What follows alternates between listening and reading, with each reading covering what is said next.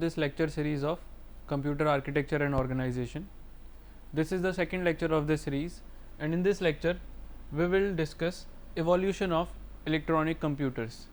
In previous lectures we discussed about basic function and structure of a computer, and then under evolution we discussed the evolution of mechanical computers.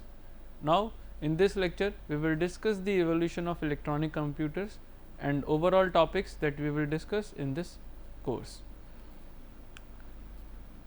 So first electronic computer was ENIAC, Electronic Numerical Integrator and Computer. It was invented in University of Pennsylvania by John Moseley and Eckert. Okay, so it was invented in the mid of 20th century,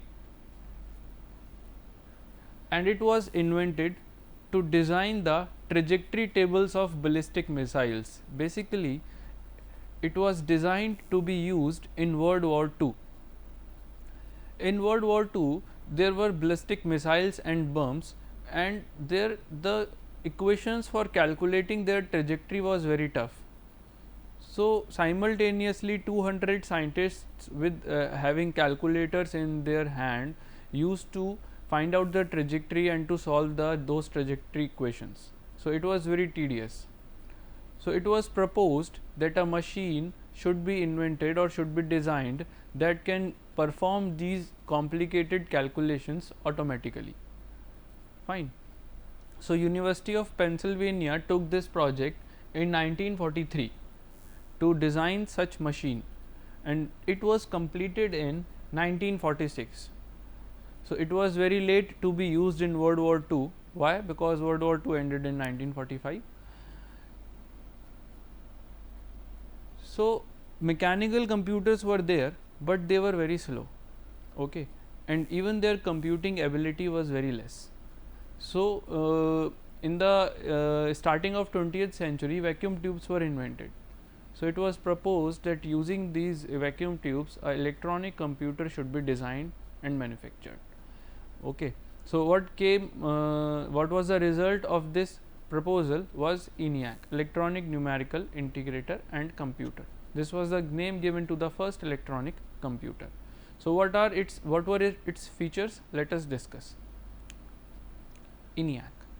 So ENIAC was decimal in nature. As we know that today that all the computers are binary, they are digital devices, but ENIAC was decimal in nature. Okay. It had 20 accumulators of 10 digits. So what are accumulators? Accumulators are registers that are used to store intermediate results or final results. So these are storage units. So there are 20 storage units, and each storage unit was able to store 10 digits. Okay. So how it was programmed? Not like we programmed computers today or in current scenario, writing programs in Java, HTML or C. So it was programmed manually. How? There were switches and cables. Those cables are connected, disconnected, switches were turned on and off, and this is how it was programmed. So it was very tedious to program this first electronic computer. So it had 18,000 vacuum tubes. It was made by using 18 to 19,000 vacuum tubes. The size of this machine was so huge. The weight of whole machine was around 30 tons. Okay, 30,000 kilos. It acquired a space of 15,000 square feet. The space that was taken by this machine was 15,000 square feet. You can imagine the size of this machine. Okay. So even a normal flat size of a normal flat today is around 1000 or 1200 square feet, and the area occupied by this computer was 15,000 square feet. So it was very big, it was very heavy. Power consumption was 140 kilowatts. 140 kilowatts was the power consumption of this machine, and the capacity or operating speed 15,000 additions per second. Okay, 15,000 editions per second. So you must be thinking that this is very less, very slow computer, but in that time this was very high. 15,000 editions per second this computer, this machine was able to perform. Okay, this was used till 1955. This machine was used till 1955, and to give you a glimpse how this machine looked, there are few images. So these are the images taken from this website, from the internet, of ENIAC. So you can see this whole part, these whole equipments are part of this computer system. Okay, so over here you can see scientists connecting cables and disconnecting cables. They are turning on and off switches. So they are programming the ENIAC. They are programming the processing unit of this ENIAC. Okay, again, so this computer was huge. These images are given included here only to give you a glimpse the size of what was the size of this machine. So over here you can look at the stack of vacuum tubes. This man is looking for a faulty vacuum tube to replace it. So there can be 18 to 19,000 possibilities, but because these were scientists, so they can find it quickly and replace it. So this computer was very huge and it used to take a lot of power, and this was first electronic computer, first generation computer that was based on vacuum tubes. Okay. After ENIAC, second computer was IAS. The IAS computer, it was designed by von Neumann in Princeton Institute of Advanced Studies. So that is why the name Institute for Advanced Studies. So IAS. It was completed in 1952. So after a few years of ENIAC, it was completed in 1952. So it was based on the concept of Turing machine. So there is a concept called Turing machine concept. It is a very basic concept, and it is applied on all the computing machines. Fine. So how it is like, there is a processing unit, there is a magnetic tape. Let me show you so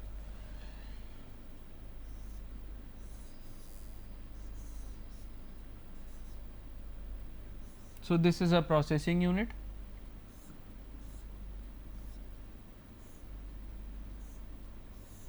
This is a read write head, and this is a magnetic tape.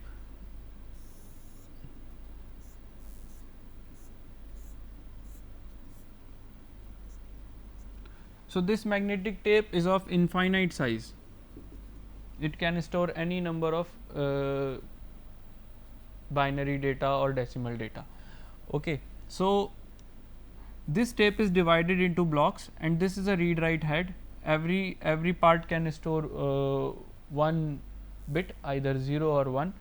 It can this read write head will read the value from this part and give it to processing unit. Processing unit will perform certain operations depending on the instructions, and then it will generate certain results. So there can be three possibilities: either this tape can be moved left, or this tape can be moved right, or result has to be overwritten on same value that is read. So it has to be overwritten. So it is a very basic concept, and even today the computers work on this concept. Okay. So it was based on the concept of Turing machine.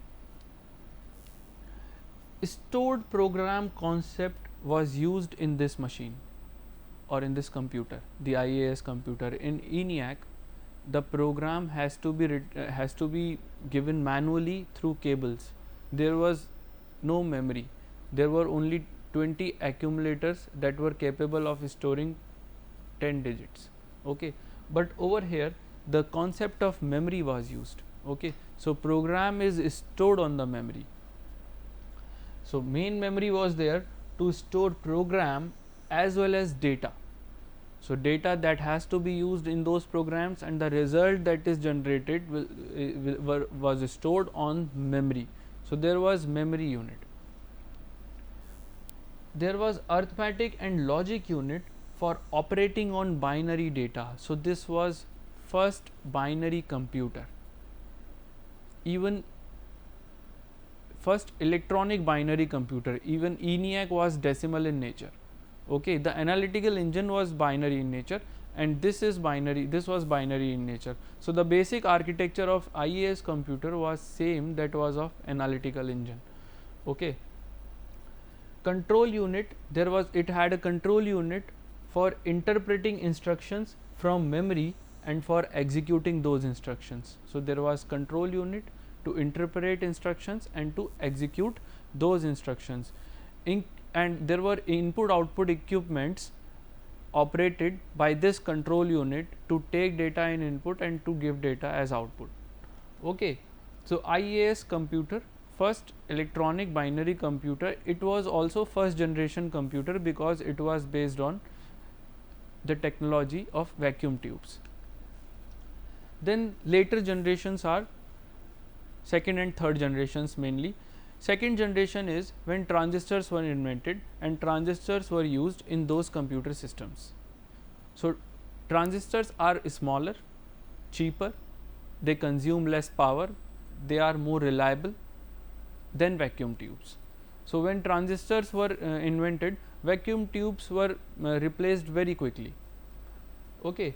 So transistors were invented by Bell Laboratories in 1947. So they act as high speed electronic switches like vacuum tubes. They are smaller, cheaper, sturdier, and require much less power. ENIAC 140 kilowatts power was consumed by ENIAC. Okay. So power consumption is very important. So vacuum tubes quickly gave way to the transistor, but even in third generation when transistors were used, the basic model of IAS was used, IAS computer. After that, integrated circuits were invented. What are integrated circuits? When multiple transistors can be fabricated on a single IC, on a single silicon wafer, then that is called an IC, integrated circuits. So IC allows large number of transistors to be combined on a tiny piece of semiconductor material. Okay. So now it again decreased the size of transistors and it also decreased the power consumption. Okay. So invention of ICs initiated a long term trend in computer design towards smaller size, higher speed, and lower hardware cost, also lower power consumption. Okay. So on the evolution of computer system, the evolution of hardware the advancement of hardware technology is played a very important role in advancement of computers. Computers that we see today in our life are due to this advancement in hardware technology or electronic technology. So next we have to discuss what is this, what are the generations of this electronic hardware technology. Okay. What evolution of this component technology. So initially vacuum tubes were there from 1946 to 57, then transistors were invented in 58, so they replaced vacuum tubes. Then ICs were invented. Initially very small number of transistors were fabricated on a single wafer, but slowly this number increased, not slowly, very rapidly this number increased. Okay. So small scale integration, first when up to 100 devices were there on a single chip, small scale integrated ICs were they were called. Then medium scale integration till 1971. In medium scale integration around 3 to 5,000 devices means transistors were fabricated on a single IC. In large scale integration around 1 lakh or 2 lakh devices were there on a single chip. Then came very large scale integration. In very large scale integration, millions of transistors were fabricated on a single IC. So a wafer that is the size of a nail of a human being, millions of transistors were there on that single wafer. After very large scale integration, ultra large scale integration, even more transistors were fabricated on a single IC. Okay. technologies today that are going on, that are currently going on in hardware technology, they are mainly called wafer scale integration or system on chip. Wafer scale integration, the whole wafer, the whole system is implemented on a single IC or a single wafer. Okay. So there are millions and billions of transistors on a single IC. Okay. So the things that were fabricated on a different ICs, now all those devices can be fabricated on a single IC. Okay. So this reduced the cost, this reduced the size, and also this reduced the power consumption. It increased the speed. Fine. So component technology or hardware technology played a very important role in the advancement of computer systems. The computers that we see today, laptops, mobile phones, handheld computers that we can very easily use and program, they are only due to this advancement of hardware technology. So evolution of computer systems or advancement of computer systems are mainly dependent on electronic hardware technology. Fine. Their internal architecture, their internal organization also, structure also, it depends on this hardware technology. So it is very important to discuss this internal organization and architecture of computers. So how speed is related with this component technology? So again there is one more table taken from William Stallings. So vacuum tubes, transistors, small scale, medium scale, large scale, very large scale, and ultra large scale integration. This we have already seen. Okay. Now look at this column, typical speed or operations per second. In the era of vacuum tube, typically 40,000 operations were performed in a single second. 40,000 operations were performed in 1 second. Then transistors were even faster and smaller. Okay. 2 lakh operations or 200,000 operations per second. In small and medium scale integrated ICs, speed further increased to 1 million operations per second. 1 million operations can be basic operations, very basic operations, simple additions or data movement. 1 million operations were performed in a single second.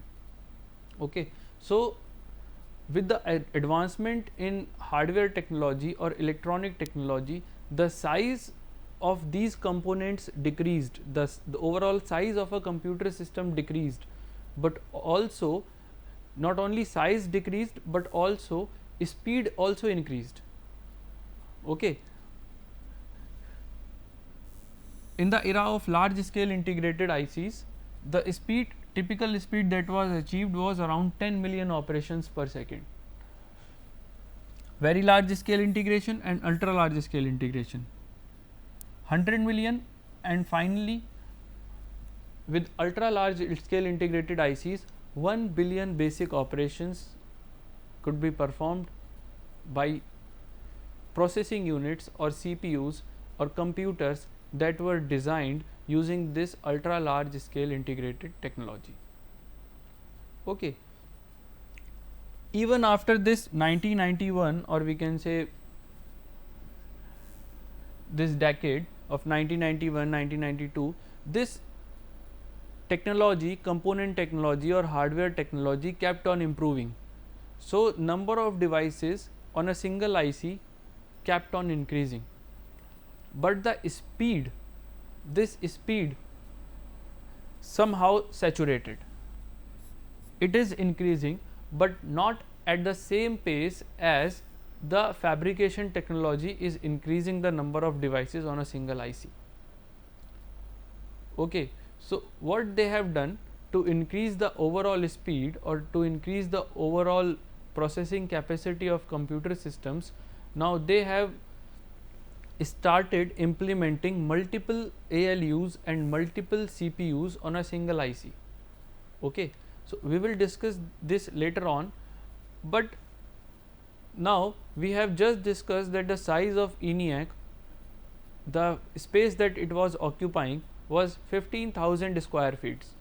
The space the ENIAC that was occupying was 15,000 square feet. Okay. So, with the invention of transistors, this space decreased very much. Also, power consumption is decreased and size also decreased. So, a machine that was taking the size of multiple rooms, it came to a size of a single room. Then after invention of small scale integrated circuits, the device or machine that was taking the size of a room started taking a size of a table. So, all the machines, all the components, input output devices in this or central processing unit or control unit, they were capable to make all those devices in the space that is occupied by a table. Okay.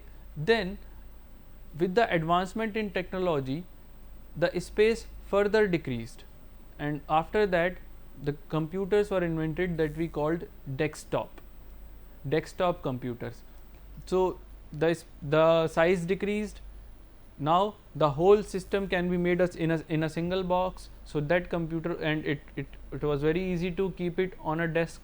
So, that is why it was called desktop, because earlier from before that time the computer was so big, so they were kept in stacks or they were kept in rooms, but the size decreased. So, they could be kept on a desk. So, that is why they were called desktop. After that, when the size further decreased due to the advancement of this technology, then came the era of personal computers. Okay, personal computers that we use these days. And after personal computer, we see laptops, and after that mobile phones. So, the size is decreasing, but this speed, somehow this speed is not increasing at that pace. So, what designers have done, now they implement multiple ALUs, multiple control units, or we can say multiple CPUs on a single wafer. That is why we see processors or microprocessors these days that are named dual core, quad core, octa core. What does that mean? So, there are multiple cores. They can execute programs parallelly without intervention with each other. Okay. So, this technology is further advancing. So, now we have come to important definitions. Now, we have discussed what is a computer system and what the evolution of a computer system. Also, we have basic idea from our day to day life that what is a computer. So, we have to discuss internal architecture and organization of a general purpose computer system. So, what is computer architecture? It refers to those attributes of a system visible to programmers or software designers.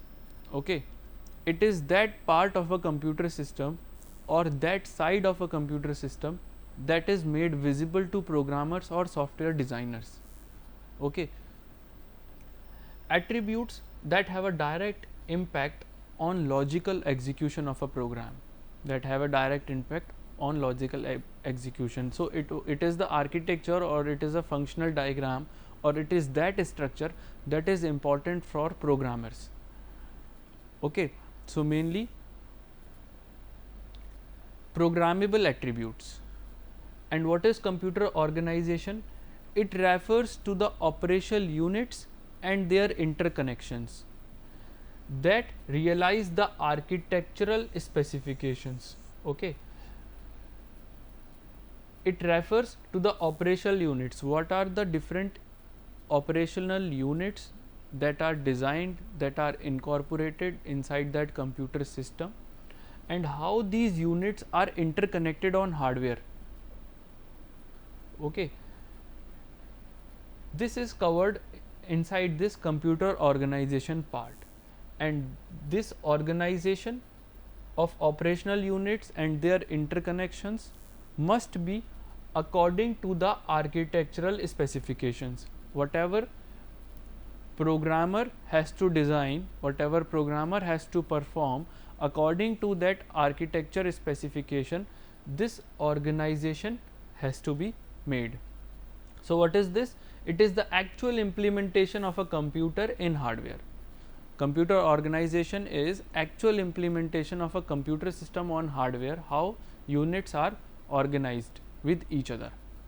They are how they are connected, how they are made, if a ALU, how arithmetic and logic unit is made, how control unit is made, how these things are interconnected, what is the technology that is being used to make all these units. It is the part of this computer organization. And what is computer architecture? Mainly software aspect, how these attributes of a computer system is presented to a programmer person that wishes to use that hardware to make certain device, how he will write the program using that device. That attribute or that aspect is called computer architectural, mainly functional view, and this is structural view. Functional view of a computer system is covered in architectural and structural view is covered in organization. Okay. So, this is computer architecture and organization. And what are the overall topics that we will discuss in this course? So, this course is divided in 5 sections, or we can say 5 units. In first part, we will discuss design methodology at different levels of implementation. How at different levels, what are the design methodologies that are used at gate level, at register level, at processor level. These things we will discuss in more details in first section from next lecture. Okay. In second lecture, we will discuss basic organization of CPU. That is the most important part, basic organization of CPU, how data is represented to the user or to the programmer, and what are the formats, different formats and types. Then in third section or third unit, we will discuss different kind of arithmetic operations, simple arithmetic operations, floating point arithmetic we will discuss, and different kind of ALUs, different kind of arithmetic and logic units. In this part, we will discuss different kind of CPUs. In this third section, we will discuss different arithmetic operations, different kind of arithmetic operations, and different kind of arithmetic and logic units. In fourth section, mainly we will discuss different kind of control units. So, control unit now is also a part of CPU. Fine. So, in these 4 sections, in these 4 units, we will mainly discuss how to implement, how to design different parts of a CPU, or how what is the architecture of a basic CPU, or its organization. And in last unit, we will discuss organization of memory at different levels, different memory technologies, organization of input output devices, and system control, how overall system is made, how overall computer system is designed using this CPU and different memory technologies and IO devices. Okay. So, to understand a basic computer system, its architecture and organization, this subject is very important. The basic requirements for studying this subject is digital electronics, that you have already discussed in your second year of engineering. Okay. So, let us see what are the parts that we will discuss in different units. We have already discussed this in our previous lecture. So, this is the top level structure that we have already seen in previous lecture. So, mainly